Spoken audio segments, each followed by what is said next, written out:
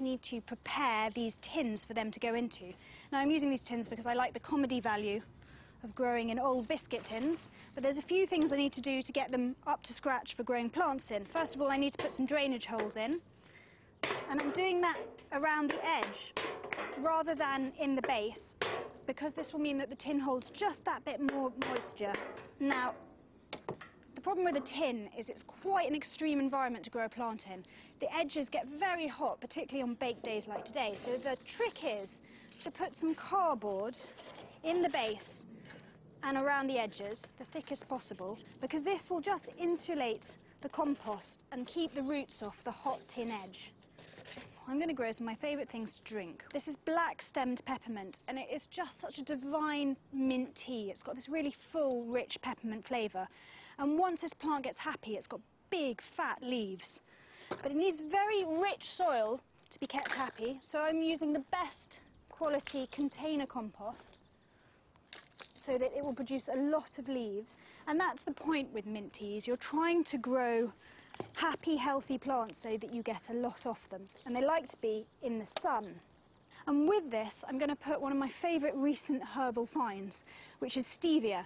Now, stevia stores a lot of sugar in its leaves. So each leaf is a burst of sugar. I mean, it's very intense, far stronger than normal sugar. So just one leaf will infuse a whole pot of tea with this delicious sweetness.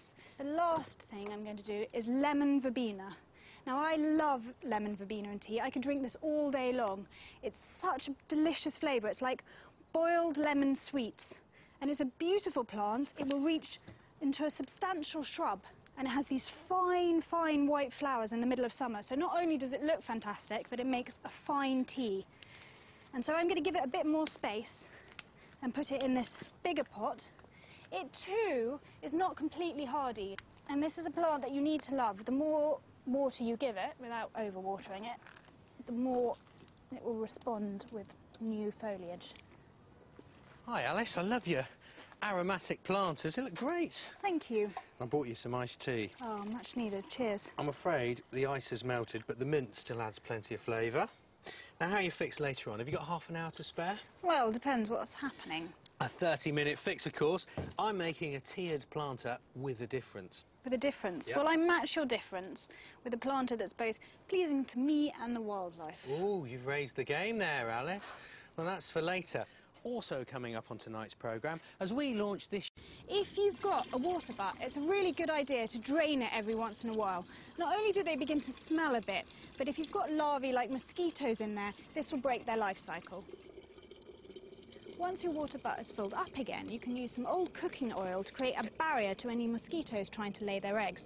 It won't harm the plants, it will just sit there as a layer.